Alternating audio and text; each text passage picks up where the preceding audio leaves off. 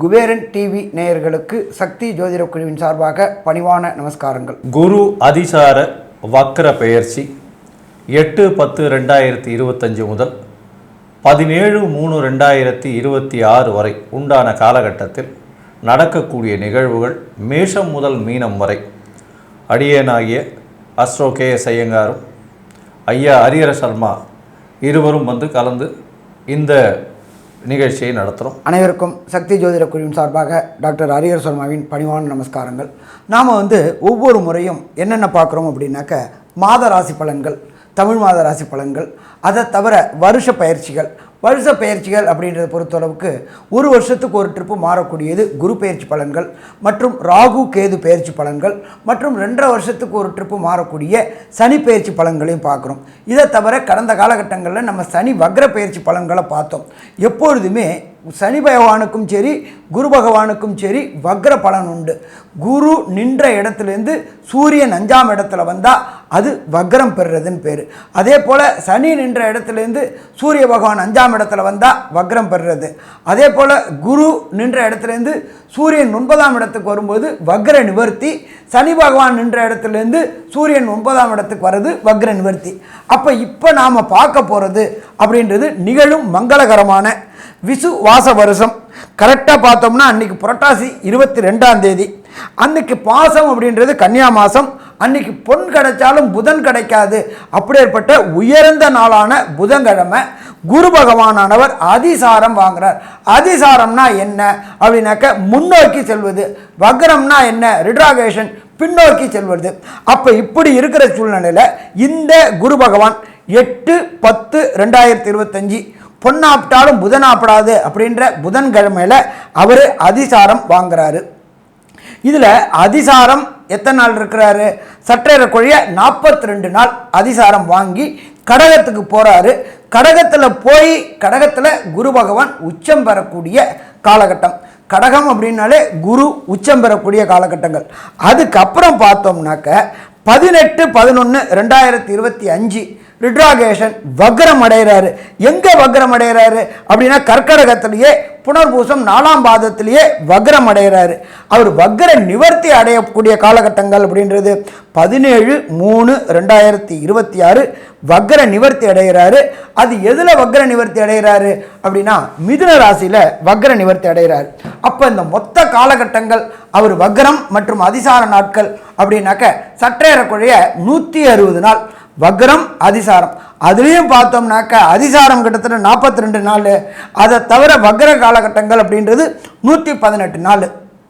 பின்னோக்கி செல்றதுல என்ன பலன்கள்? குரு பொறுத்தளவுக்கு அந்தனர் குரு, நல்ல காரியங்கள் மட்டுமே செய்யக்கூடிய குரு.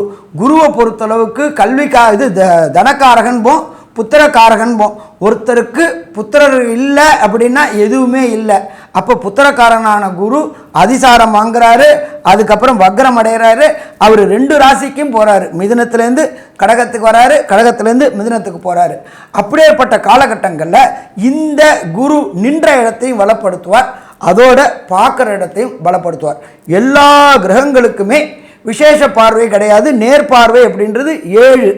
அதை தவிர விசேஷ பார்வை உண்டானது அப்படின்றது குரு பகவானுக்கு 5ஆம் பார்வையும் 9ஆம் பார்வையும். அப்போ நின்ற இடம் ப்ளஸ் 7ஆம் இடத்தை வலுப்படுத்துவார், 5ஆம் இடத்தை வலுப்படுத்துவார், 9ஆம் இடத்தை வலுப்படுத்துவார். சரி, இப்போ இந்த குருவை பொறுத்தளவுக்கு அதிசாரம் வர நாள்லையும் அதுபோல் வக்ர நிவர்த்தி காலகட்டங்களையும் பொதுவான பரிகாரங்கள் எப்பொழுதுமே பொறுத்தளவுக்கு குருவுக்கு உண்டான எளிமையான பரிகாரங்கள் என்னென்ன அப்படின்றத நம்மளுடைய அஸ்ட்ரோ டாக்டர் KS ஐயங்கார் அவங்க விரிவாகவும் விளக்கமாக சொல்லுவாங்க. ஐயா, அற்புதமாக சொன்னீங்க. அதாவது குரு அப்படின்னு சொல்லும்போதே வியாழக்கிழமையை குறிக்கும். குரு என்பவரை பொறுத்தவரை வியாழக்கிழமை அதிகாலை முதல் ஹோரை, அதாவது சூரிய உதயத்தின் முதல் ஹோரையை குரு ஹோரைன்னு சொல்லுவோம். இந்த குரு ஹோரை அப்படின்றதுல நெய் விளக்கு, நெய் தீபம் போட்டு வணங்குவது பெரிய விசேஷம். நெய் தீபம் யாருக்கு போடணும்? அருகில் இருக்கக்கூடிய தட்சிணாமூர்த்திக்கோ இல்லைன்னா விநாயகருக்கோ இல்லைன்னா ஆஞ்சநேயருக்கோ வழிபட்டீர்களே ஆனால் உங்களுக்கு வரக்கூடிய எல்லா விதமான பிரச்சனைகளிலிருந்தும் நிச்சயமாக தீர்வு கிடைக்கும். சரி, இதற்கு பிறகு பார்த்தோம்னா எளிய பரிகாரம் அப்படின்னு சொல்லக்கூடியது குருவினுடைய காயத்ரி மந்திரம். ஓம் ரிஷபத்வஜாய வித்மஹே கிருணிஹஸ்தாய தீமஹி தன்னோ குரு பிரச்சோதயாத்து அப்படின்ற இந்த காயத்ரி மந்திரத்தை ஒரு நாளைக்கு 3 தடவை ஜபிக்கிறதன் மூலியமாக உங்களுக்கு வந்த பிரச்சனைகள் விலகக்கூடிய வாய்ப்புகள் உண்டு. இதை தவிர பார்த்தலையானால் குருவுக்கு செய்ய வேண்டிய பரிகாரம் அப்படின்னு பார்த்தலையானால் எளிய பரிகாரமாக உங்களால் முடிஞ்சதையானால் அருகில் இருக்கக்கூடிய கோவிலில் நெய் தானம் கொடுங்கோ, நெய் வழக்கு போடுங்கோ, தேங்காய் தானம் கொடுங்கோ, தேங்காய் உடைக்கோ. பக்கத்தில் இருக்கிற கோவிலில் சதுர்த்தி அந்த மாதிரி விஷயங்களுக்கு விநாயகருக்கு பக்கத்தில் விநாயகர் கோவில் இருந்ததுன்னா சதுர்த்தி தேங்காய் உடைச்சுட்டே வாங்கோ. எலுமிச்சம்பழம் தானம் கொடுங்கோ, எலுமிச்சம்பழம் மாலையாக போடுங்கோ. அது தவிர மஞ்சள் வஸ்திரங்கள் தானம் கொடுக்கணும், வாழைப்பழங்கள் தானம் கொடுக்கணும். ஏன்னா இதெல்லாம் குருவினுடைய பொருட்களாக சொல்லப்படுறது. முடிஞ்சதுன்னா ஸ்வர்ண தானம் கொடுக்கலாம். தங்கம் விற்கிற விலையில் பார்த்தலையானால் கொடுக்க முடிஞ்சதுன்னா சந்தோஷம். அதாவது மிகவும் அதிகமாக ஸ்வர்ணதானம் அப்படின்றது மிக உங்களால் முடிஞ்சதுன்னா பண்ணுங்க. அடுத்தது பார்த்தலையானால் புஸ்தகங்கள் படிக்கக்கூடிய மாணவியர்களுக்கு, பாடசாலையில் படிக்கக்கூடியவர்களுக்கு, அந்தணர்களுக்கு, படிக்கக்கூடிய மாணவியர்களுக்கு இவர்களுக்கெல்லாம் புத்தகம், நோட்டு, எழுதக்கூடிய நோட்டு. இப்போ புஸ்தகம் எல்லாமே காமர்ஸ், நோட் புக்ஸ் அந்த மாதிரிலாம் வந்துடுது. அதனால் எல்லாமே டவுன்லோட் பண்ணிடுறோம். அதனால் புஸ்தகம்ன்றதை விட நோட் புக், எழுதக்கூடிய பென்சில் பேனா எழுதக்கூடியது, இந்த மாதிரியான விஷயங்கள் வாங்கி தானம் கொடுங்க.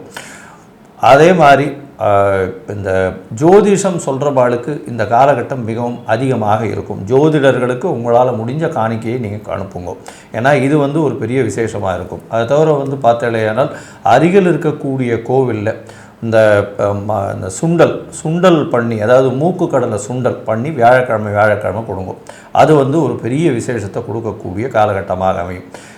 தென்னை மரம் தானம் கொடுங்க வியாழக்கிழமை அன்னைக்கு. அதே மாதிரி வாழைக்கன்று தானம் கொடுங்க. அதே மாதிரி அரச மரம், பக்கத்தில் இருக்கிற கோவில் பக்கத்தில் போய் ஒரு அரச மரமோ வச்சுட்டு வாங்க. அது உங்களுடைய குலம் விருத்தியாகக்கூடிய வாய்ப்புகளை நிச்சயமாக கொடுக்கும். இதை தவிர பார்த்தலையானால் குருவினுடைய பார்வையும் சரி, குரு இருக்கும் இடத்தையும் சரி சுபப்படுத்தக்கூடிய வல்லமை வாய்ந்த ஒரே கிரகம். ஏன்னா குரு மட்டுமே அதிசுபர் அப்படின்னு ஜோதிட சாஸ்திரம் சொல்கிறது. அதனால் அவருக்கு அடுத்து தான் எல்லா கிரகங்களையும் சொல்கிறாங்க. அதனால் குருவின் பார்வையோ குரு இருக்கும் வீடோ இது ரெண்டும் பெரிய ஏற்றத்தையும் மாற்றத்தையும் கொடுக்கும். குரு தான் கல்யாணத்துக்கு மிகவும் முக்கியமான கிரகம்னு சொல்லக்கூடியது. அதாவது குரு பலம் வந்துருச்சா அப்படின்னு கேட்கக்கூடிய ஒரு விஷயத்தை நிச்சயமாக நம்ம இன்னி வரலும் கடைபிடிச்சிட்ருக்கோம். அதை தவிர பார்த்தலையானால் குரு எந்த இடத்தில் பார்த்தாலும் சரி அது ஒரு பெரிய மேன்மை பெறும். பணம் அப்படின்னு சொல்லக்கூடிய தனத்திற்கு காரகனாகவும், குழந்தைகள், புத்திரர்கள் அதற்கு பிராப்திக்கு காரகனாகவும் இருக்கக்கூடியவர் குரு. அதனால் சந்ததியும் வளரும், பொருளும் வளரக்கூடிய வாய்ப்புகள் மிகவும் அதிகம்.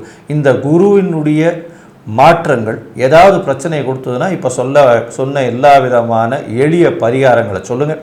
இப்போது மேஷம் முதல் மீனம் வரை இப்போ இருக்கக்கூடிய குரு அதிசார வக்ர பெயர்ச்சியில் என்னென்ன விளைவுகள் வரும், அதற்கு எந்தெந்த கோவிலுக்கு போகலாம், அருகில் இருக்கக்கூடிய கோவில் என்ன பண்ணலாம் அப்படின்றதையும் ஒன்றொன்னா சொல்கிறோம். மேஷம் முதல் மீனம் வரை இப்போ பார்க்கலாம். அன்பார்ந்த தனுர் ராசி அன்பர்களே, தனுர் ராசி அப்படின்னாலே அதிபதி குரு.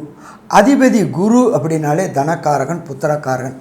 அவர் இந்த அதிசாரம் வாங்கி உங்களுடைய ராசிக்கு 8ஆம் இடத்துக்கு போகிறாரு.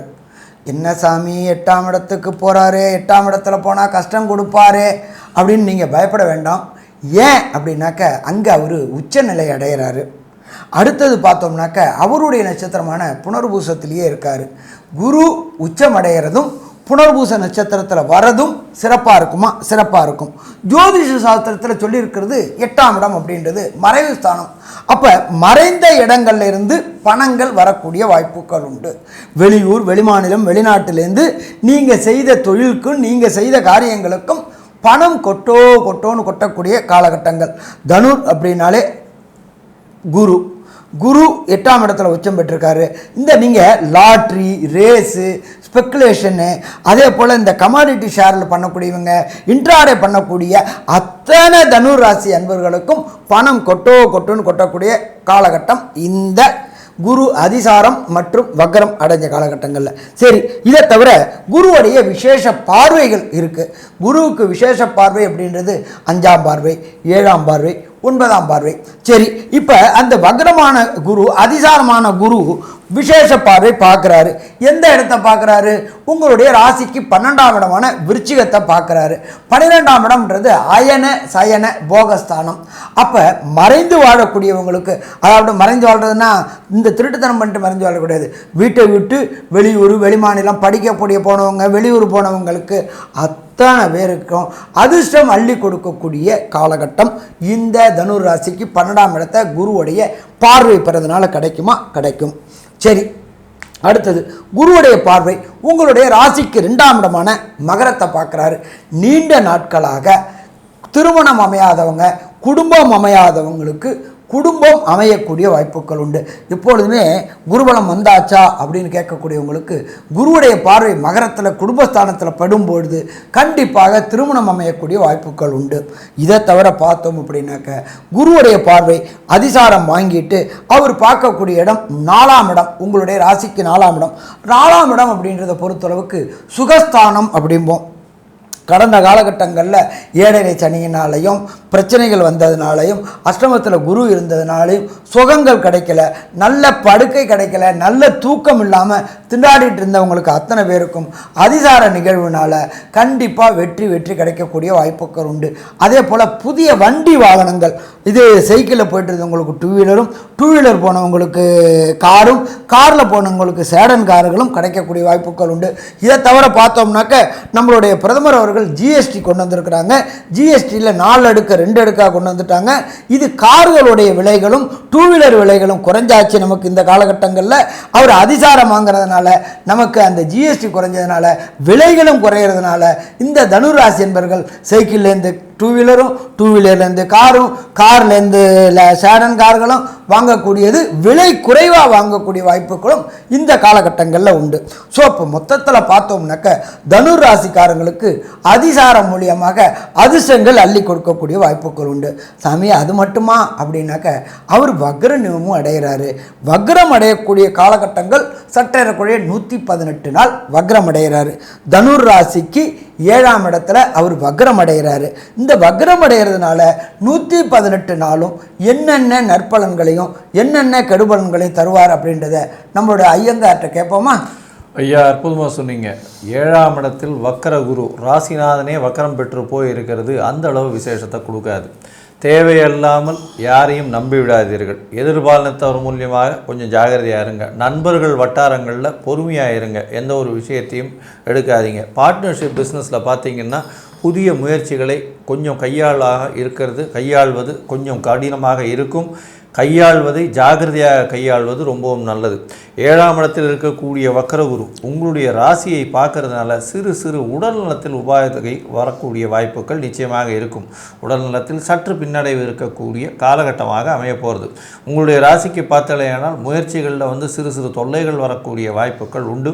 இளைய சகோதரர்கள் மூலியமாக சற்று பின்னடைவு இருக்கக்கூடிய வாய்ப்புகள் நிச்சயமாக இருக்கும்.